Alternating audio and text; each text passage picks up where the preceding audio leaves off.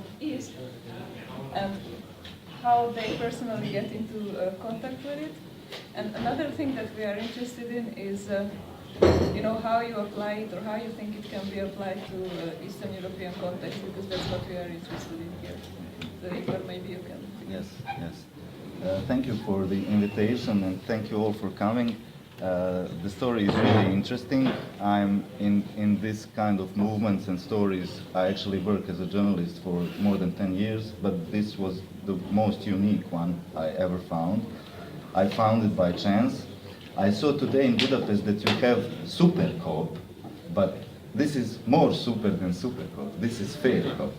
And as the name itself say, fair means fair, but actually, on the contrary to the FairCoop or the publicly organized and state or city organized economies, this economy is trying to build itself from the grassroots movements, and as you said, to make the cooperatives work together in building one, what we call, I shouldn't use the word system, but it's called circular economy. And it's basically, it should be a frame for people to have all the basic needs and to share them together or to exchange them.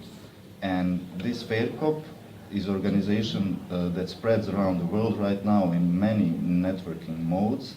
I will speak about that later. And mainly uses the tools, especially this informatic new era tools, to connect people, and actually it has also its own currency. It's FairCoin, and that's usually the most interesting and most confusing part. But actually what I'm trying to say is that this network and organization doesn't want to depend on these legal frames or systems or money or budgets or projects and stuff like that. It uses direct democracy system of consensus-based decisions, communication between members. Daniel and I, for example, know each other for a long time, but we never met. So it's a little bit strange, but usually people meet in some places and get to know each other in person. And this movement is about something, it has principles in peer-to-peer technology, hacker ethics, integral revolution, feminist movements, some kind of anarchy, but although anarchy is always a questionable term to use because a lot of different people realize anarchy in different manner. So this is, I can read, the global cooperative ecosystem for a fair economy, a self-managed socio-economic ecosystem for the transition towards a post-capitalistic era of justice and equality.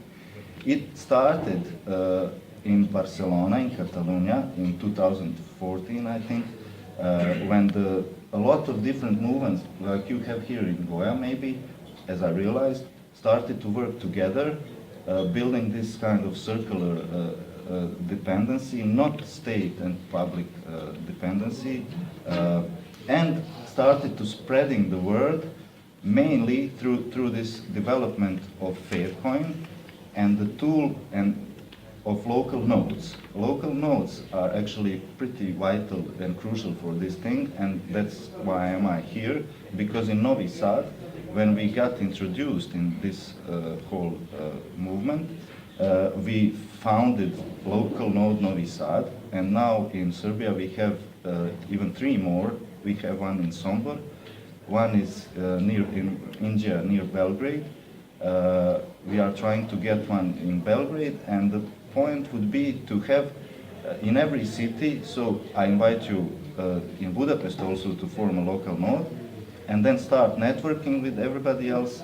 And in the beginning it goes slow and it's hard, maybe abstract to understand, but for example in Novi Sad now we have more than few people and one place that we are building to become, as we call it, a fair spot, a place for people to sleep over, to play some music, to produce food. We have some permaculture gardening in plan, but the winter took us too long in winter, and now we are waiting for the spring. And actually we have a lot of different people involved. Somebody is interested more in theory, somebody more in economy, somebody more in cryptocurrencies, somebody more in gardening. But actually that's the point of this movement. It's about diversity, about sharing values, and about not fighting against or destroying this kind of ideology we have in outside world, in obviously capitalistic and monoculture world. We try to develop or polyculture world and society that is not against or fighting, but like something parallel that will be a good example for everybody else to function like that, because we find it as a natural thing to do. So in local Novi Sad we had a few events and we have some food producers and some drink producers, and also some people who do different kinds of services. We have even a lawyer who gives us a space for exchanges, because if we use this cryptocurrency called FairCoin, I should explain that it's not the money, it's not about the money, it's not about the profit. It's only about the building fair economy in terms of exchanges. We are not selling anything. We are trying to function independently, and people mixed us with these speculative cryptocurrencies like Bitcoin, but we don't have actually nothing in common except the blockchain. But blockchain is also different, because in Bitcoin it's closed and you have to mine it and you have to spend the energy, and in the FairCoin it's not closed, it's open, it's like public. And you don't have to mine it, you need to offer goods and services and share values, and you will earn it, and then you can exchange it for something that you need. And obviously it's a young network, it's not everything is functioning on the, let's say, fair market, in fair trade. We have a problem because we are ecosystem. We are trying not to abuse the planet, we are trying to use everything that is living. And when we come to distribution of the goods or the questions of different aspects of the economy we are trying to develop, we also find fences and problems and troubles, and we try to solve it together. There is no leader, there is no program, there is no party behind it, there is no elections. It's only about us. And it goes slowly, but the network is spreading. Right now we have, I think, on every continent, one of the local nodes, even in Africa, in Asia, in Southern America, everywhere. And those nodes are trying to connect themselves and to exchange goods and services with the use of FairCoin, like a measurement of the service or good you are trying to produce and achieve and trade in a fair manner, not in this profitable and speculative manner. We try to use open software, copyleft, and lots of different stuff that are not commercial. And we are pretty much succeeding because in groups we have a lot of programmers. I didn't mention them. They are like developers of all this monetary value, functioning of the blockchain and servers and computers and technology. And also we have board nets and stuff like places where we put our reports and things that we share that is accessible to everybody, and everybody can participate in a free manner to do this. I know it sounds sometimes complicated and abstract, but actually it's pretty simple. It's like, it has to do with people. Like we decided by consensus that 3 people is enough to form a local node and to start cooperating. The activities could be whatever people feels like, only that they are accepting values, sharing values, and this fair attitude to the world. And even sometimes we have to deal with our system of the outside world, but it's not like immediately resistance, or we are not maybe sometimes resilient enough. We have to print flyers or do some ordinary things. But yes, we are like making something out of nothing, but still I have the feeling and intuition that this is already well known, that everybody of the people, my mother, my father, they understand this, they feel like this, but they don't use it. They use what is accessible and what is already developed. So we have to try maybe a little harder if we want to change something. I would like to ask a few questions. How are FairCoins issued? You mean how they are distributed? Or Yeah, how do you end up having FairCoins? Yes. Basically, FairCoins has this, they are developed like a stable and, how to say, budget. It has, for example, like 50 million of FairCoins. 20% of them are distributed to the some people who donated some fiat money for the first growth of the movement, and I don't know now exact numbers, but 40% of the FairCoins are left from a side for development of the, and this is connection to Eastern Europe, to the global south, because FairCoop is very much oriented to the countries and to the people and to the villages and to the movements who are underdeveloped, who doesn't have big Stiftungen behind it or doesn't have rich countries, like in Switzerland, for example. But actually, in Switzerland, this kind of initiatives function very well, because in Switzerland, people have experience with cooperatives that is good, that's safe, that is tradition. And when we speak about the exchanges on the local level, they have also a lot of local currencies that they are basically not capitalistic, but pretty much social oriented. And that's why in Switzerland you can even easier find people who will cooperate. And in Southern Europe, or every southern part of the, let's say, Italy or Spain or Serbia, we have underdeveloped regions and people who doesn't really like this story about the cooperation, because in socialistic era of the former Yugoslavia countries, everything was based like public and cooperatively, but in the end it ended up in capitalistic system, or it was abused by the vertical hierarchy, not with the horizontal people really didn't participate in this. And we have a lot of troubles when we say to the people in Vojvodina that we would like to cooperate and redistribute their values in one community, because that reminds them on the communist system, on the maybe some kind of abuse or repression, although Yugoslavia is not so known, for example, like Hungary, to be such an abusive socialistic system, but because it ended up in war, in privatization and criminalization and everything that was there, of goods, of values, it's not like a fertile ground to do it. And we have another problem. FairCoop inside Europe, at least, I don't know about Africa or Latin America, is functioning very well, because there are no borders and there are no, I mean, the legal frame is the same. And when they come to the Serbia, for example, or in Bosnia, then they face borders, and then they face a different legal system. And that's also interesting topic, because yeah, it tries to be the same for everyone, but this is not. And let me try answer the question on the end of this story.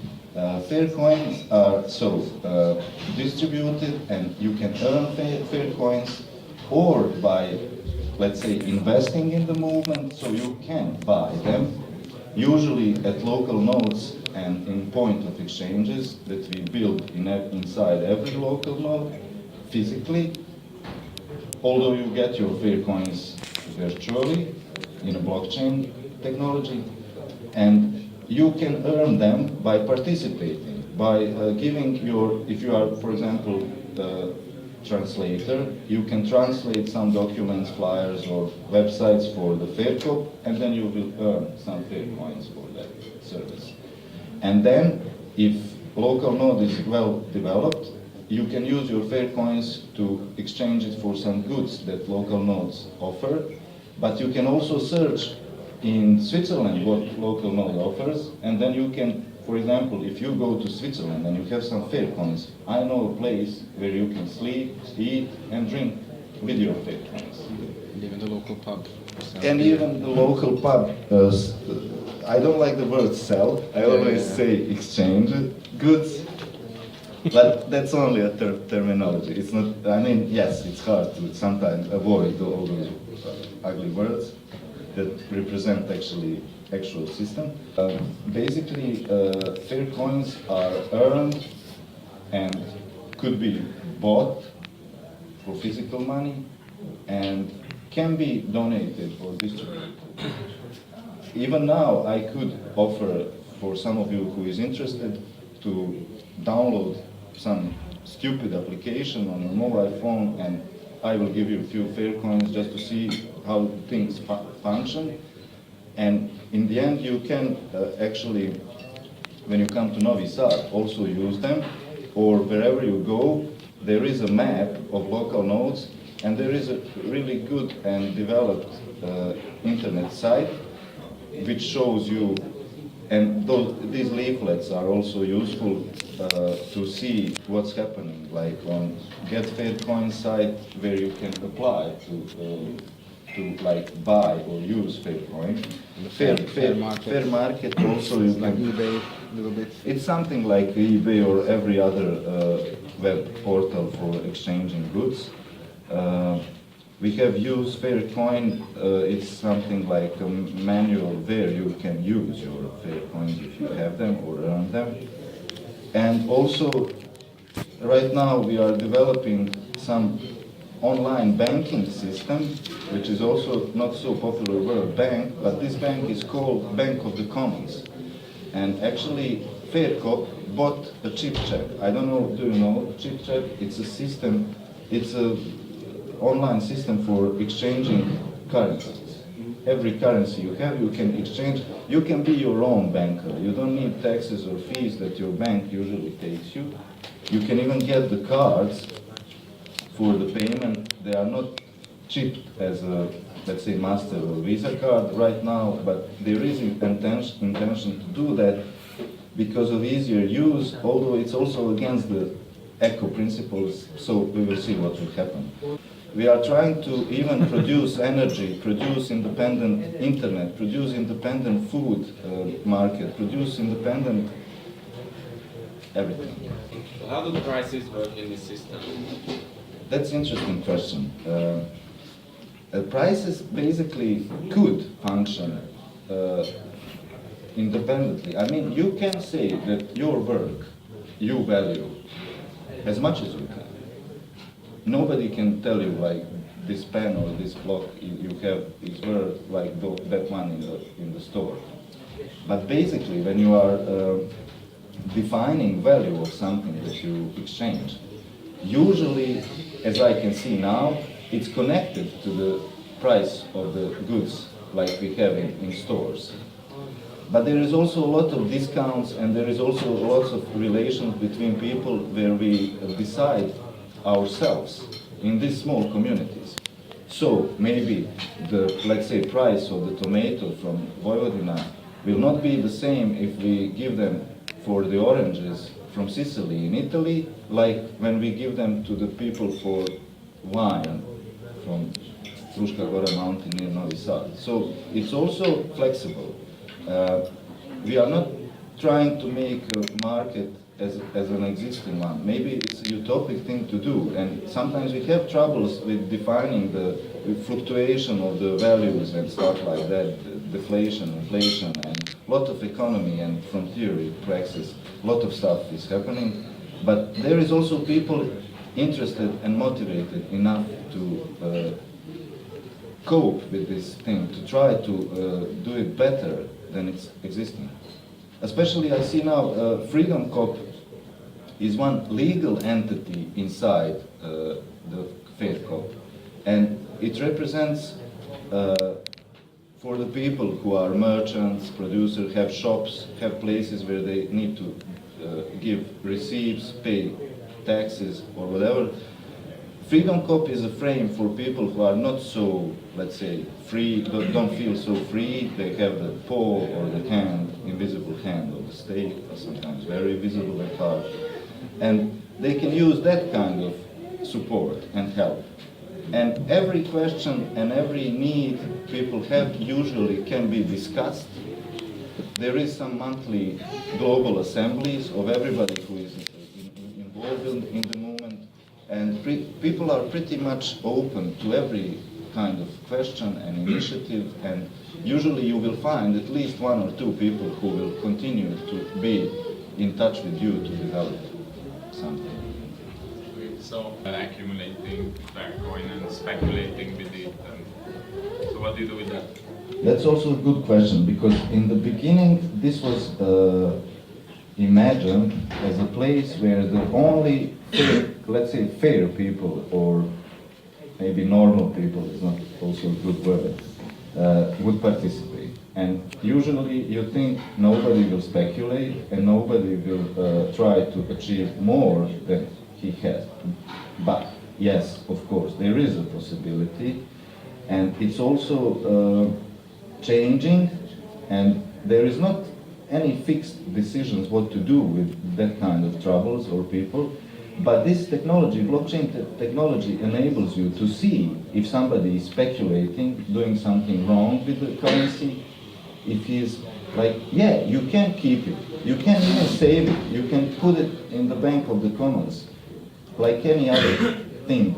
But the fact is that, yes, there were some troubles that if somebody came and buy, I don't know how many FairCoins, and then he waits to price to go up, and then he could sell them, that's a real trouble, because that's what we are trying to avoid, like the story with the Bitcoin. But actually it appears that we cannot do that so easily. So we proposed, and now there is some decisions about the limits, monthly limits, and it's usually up to 1,000 euros for exchange up in 1 month. But also we try not to break the wall of growing currency. I mean, Bitcoin went away sky high, and now he dropped because it was like a balloon. And we are trying to build this currency, value of this currency, on the real economy, on the real goods, exchange of goods, not on speculations.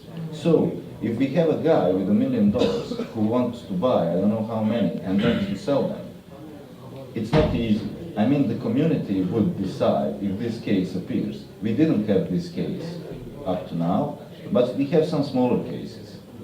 And yes, it's a danger, it's a real, I mean, and probably in the future, if we survive long enough, we will have those kind of people who doesn't want to work anything or offer services or exchange values, but they just want to make a profit out of it.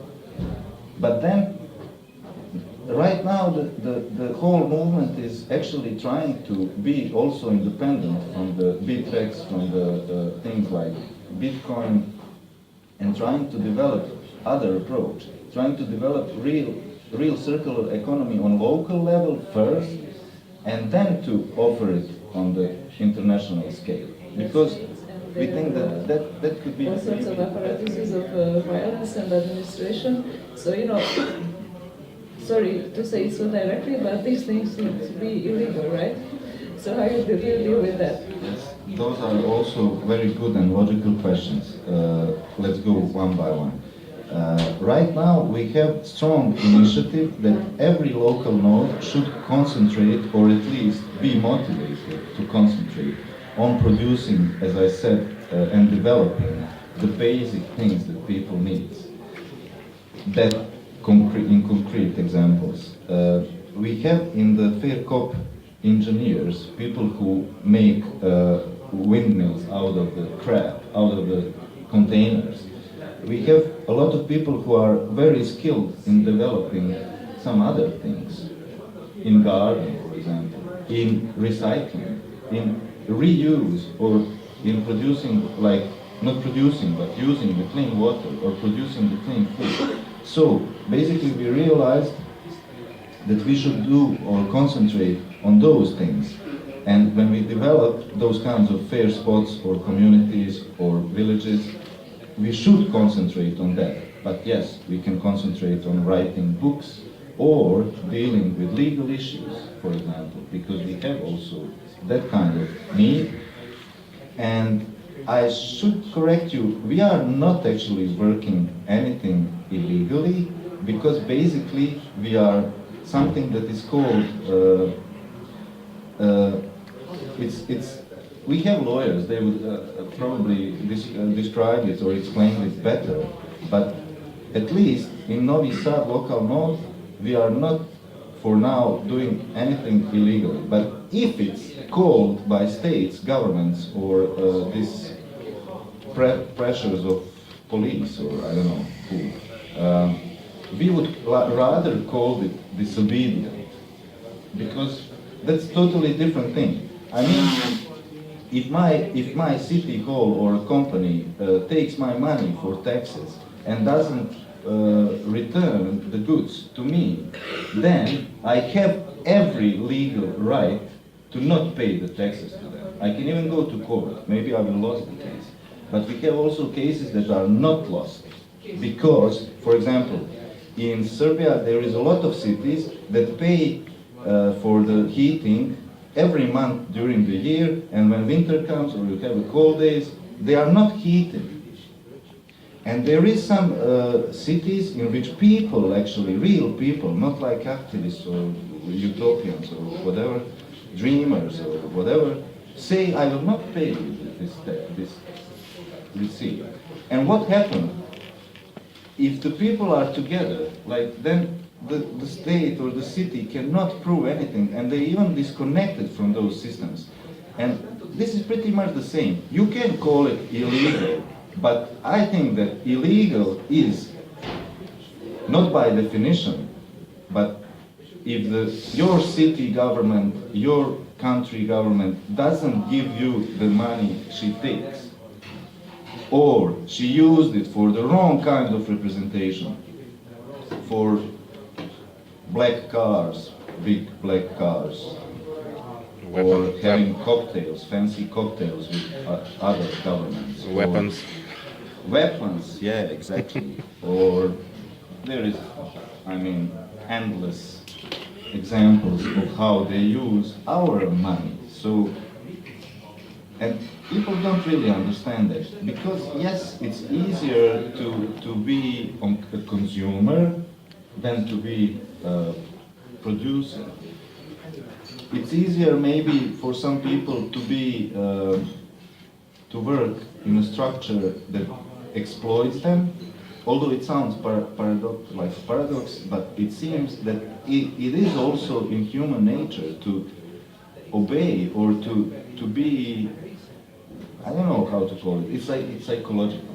So we have this movement developed around a lot of different topics that we are trying to understand. And It's like projecting people, responsibility onto other people. and projecting, yes, and depending on it. If you have representatives in your city hall and you vote for them, you accept them to do your job. And that's actually wrong, especially in my country. I can imagine it's here also. Yes. Like that. We don't have politicians that ride bicycle and comes in a normal suit to their job and don't use commodities or goods that are not like on the level of kind of normality or need. So yes, those are good also questions, and we are coping with it, and maybe this solidarity thing is not like incorporated in every aspect of human society, and you always have abusers who use weapons or who became stronger and make a system works for them, not for people. But actually, yes, that's why we are here.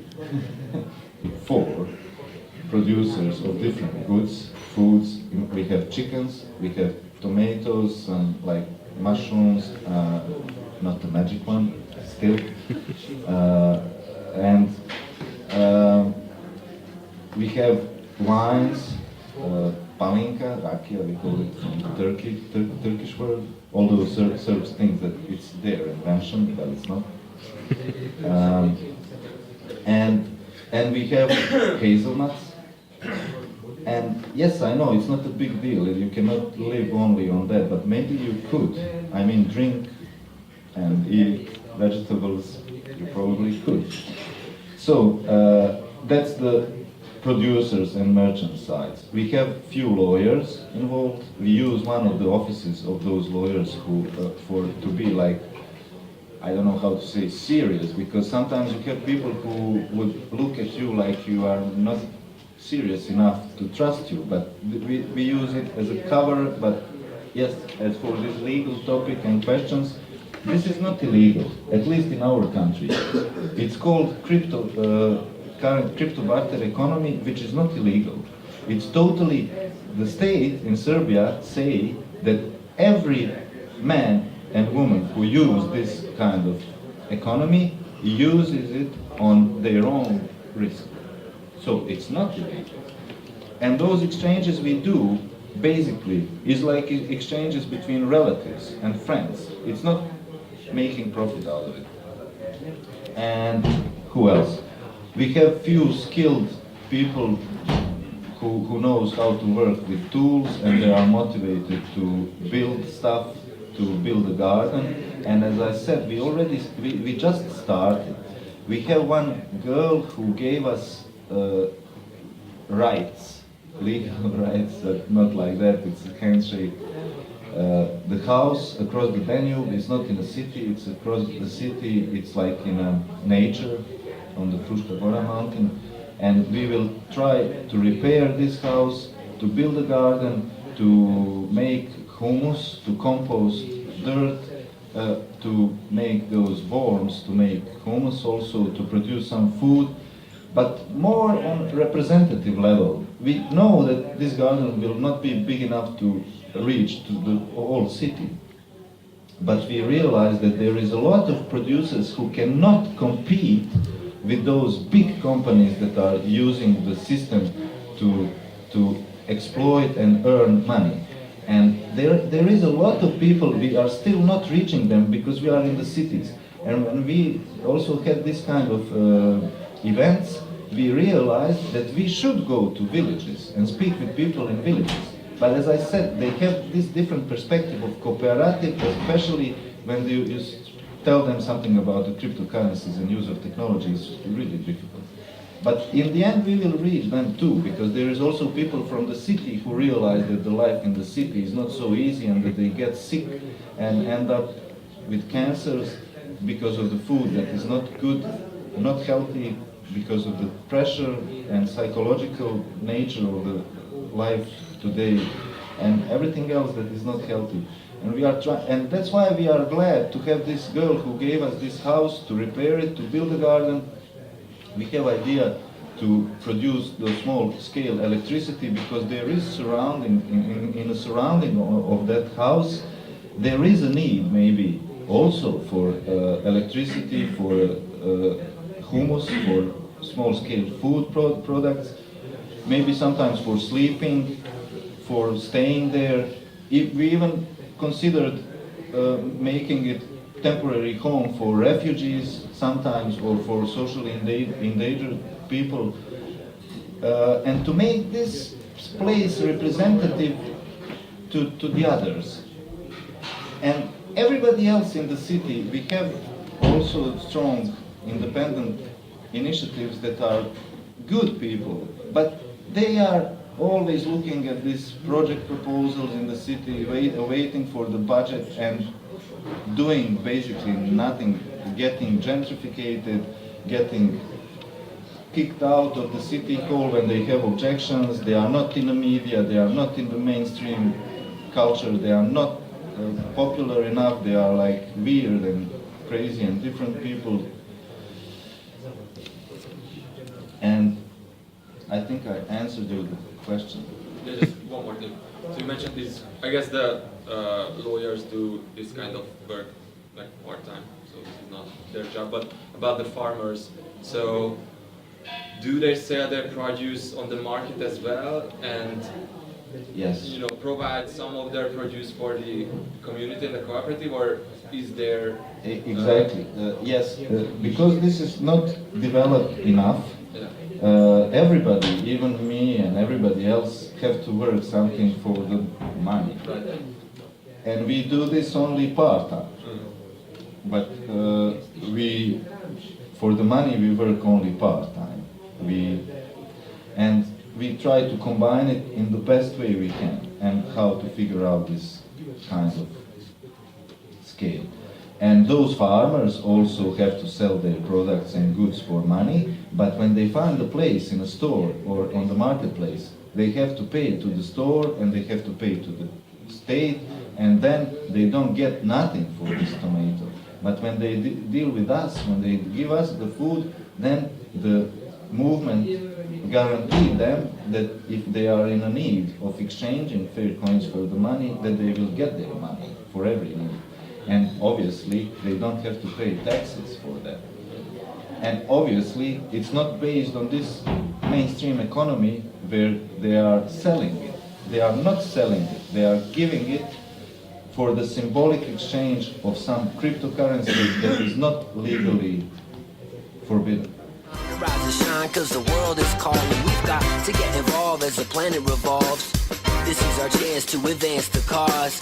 Now is the time and today's the day. We are the ones who can make the change.